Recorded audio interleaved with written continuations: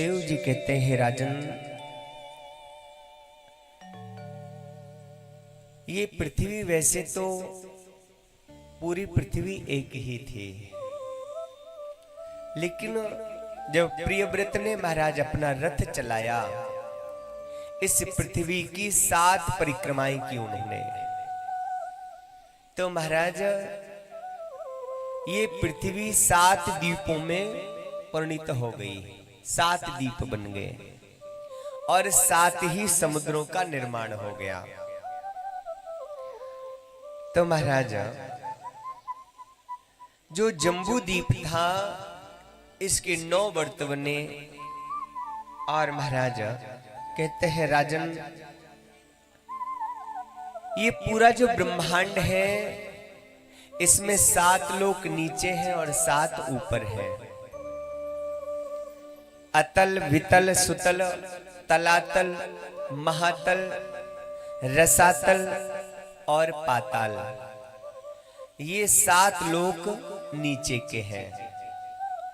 भू, भुवः, स्वः, महा, जनः और महाराज तपः, सतलोक, ये 7 ऊपर के हैं। राजन परीक्षित, ये पूरे ब्रह्मांड की जो दूरी है कहते हैं 50 करोड़ योजन की है, और पृथ्वी से 99,000 योजन यमराज की संयमनीपुरी है। यहां 28 रूप से महाराज प्रधान नरक बने हुए हैं। गुरुदेव, क्या होता है इन नरकों में और इनके नाम क्या हैं? तब महाराज श्री सुखदेव जी कहते हैं, राजन तामिश्र, अंध तामिश्र, रौरव, महारौरव, कुंभी पाक, कालसूत्र, शूकर मुख, अंधकूप, तप्त शूर्मी, वज्रकंटक, वैतरणी, पुयोध, प्राणरोध से परीक्षित जी बोले, गुरुदेव इन नरकों में क्या होता है? तब महाराज श्री सुखदेव जी कहते हैं, राजन जो प्राणी पर संपदा का हरण कर लेता है, स्त्री का हरण करता है, बालकों का हरण कर लेता है, तो ऐसे महाराज जीवों को यमदूत ले जा करके तामिस रूपी नरक में डाल देते हैं। यहां की भूमि महाराज निरंतर तांबे की तरह तपती रहती है, और उस तपती हुई भूमि पर ले जाकर के जीव को जब डाला जाता है तो अनंत वर्षों तक उसको वो पीड़ा भोगनी पड़ती है। कहीं अपना अग्नि से स्पर्श हो जाए, हाथ पैर कहीं जल जाए, और वो पीड़ा महसूस करो जब हमें अग्नि से स्पर्श होता है। जलने के बाद की पीड़ा तो बाद की बात है, उस समय की पीड़ा अनुभव करो जिस समय हम जलते हैं। तो महाराज ये पीड़ा वो जीव अनंत वर्षों तक, जब तक उसके कर्मों का हिसाब पूरा नहीं हो जाता, तब तक उस जीव को उस नरक में यातनाएं भोगनी पड़ती हैं। और महाराज जो मनुष्य दूसरों के मांस को काट करके खा जाते हैं, जीवों की हिंसा करते हैं, ऐसे मनुष्य को महाराज यमदूत जब पकड़ के ले जाते हैं तो उस जीव को महाराज कुंभी पाक रूपी नरक में डाल दिया जाता है। क्या होता है गुरुदेव इस नरक में? बड़ी बड़ी कढ़ाइयों में महाराज तेल निरंतर खौलता रहता है, और उस खौलते हुए तेल में जीव को छोड़ दिया जाता है। विचार करिए महाराज, उस पीड़ा का अनुभव कौन बता सकता है? क्योंकि उसको जाने के बाद कोई बताने योग रहता नहीं है, लेकिन शरीर तो यहीं छूट गया। अब तो बस यातना मिल रही है, छोड़ने के लिए अब कुछ बचा ही नहीं जो छोड़ सकते हो। जैसे अब हमारा शरीर है नहीं तो फिर ये यातना कैसे महसूस होती है? आप ऐसे समझ लीजिए, कई बार हम लोग स्वप्न देखते हैं, सपना देखते हैं, तो हम लोगों ने देखा कि जंगल पहुंच गए, जंगल में चले गए और अचानक से शेर ने पीछा कर लिया। अब हम भागे, शेर पीछे, हम आगे, और शेर दौड़ता हुआ चला आ रहा है, धड़कनें तेज हो रही हैं। आपने देखा होगा कई बार डरावना सपना देखते हैं तो जब तक आंख खुलती है पसीने से भीग जाते हैं डर के मारे। जागते हैं तब जाके कहीं अरे भैया ना शेर है ना जंगल है, ये तो सपना था। लेकिन जब तक आंख नहीं खुली तब तक तो सब अब नहीं तो अब मरे। तो महाराज ये जीवन भी एक स्वप्न है। मोह निशा सब सोवन हारा, देखें स्वप्न अनेक प्रकारा। रात्रि में हम सोते हैं ना, ये मोह की निद्रा में सो रहे हैं। जब तक जीव परमात्मा को नहीं पाने का प्रयत्न नहीं करता तब तक वो जागा हुआ नहीं है। जैसे कोई मदरा पान कर ले और वो पी के कहीं और चला जाए, घर की ओर आई ना, घर की ओर ना आए और कहीं चला जाए तो क्या वो होश में है? होश में होता तो अपने घर की ओर आता। एक बार पिए हुए व्यक्ति आया,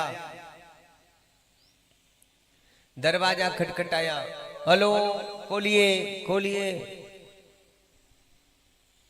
दरवाजा खुला, बोले क्या बात है,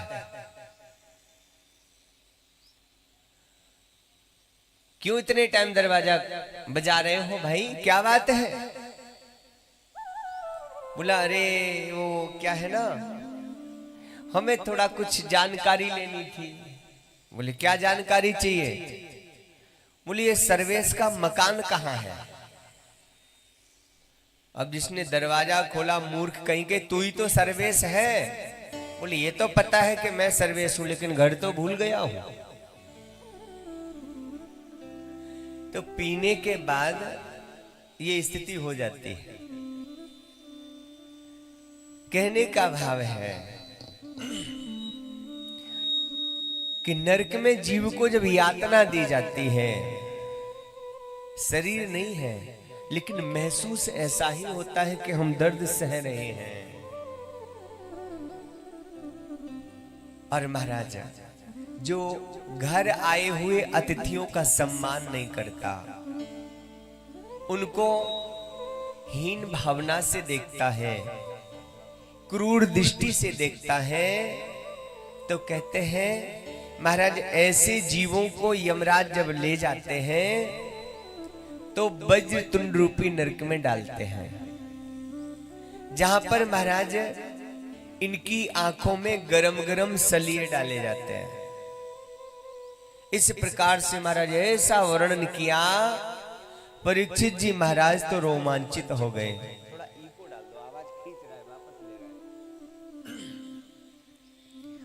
परीक्षित जी महाराज कहने लगे गुरुदेव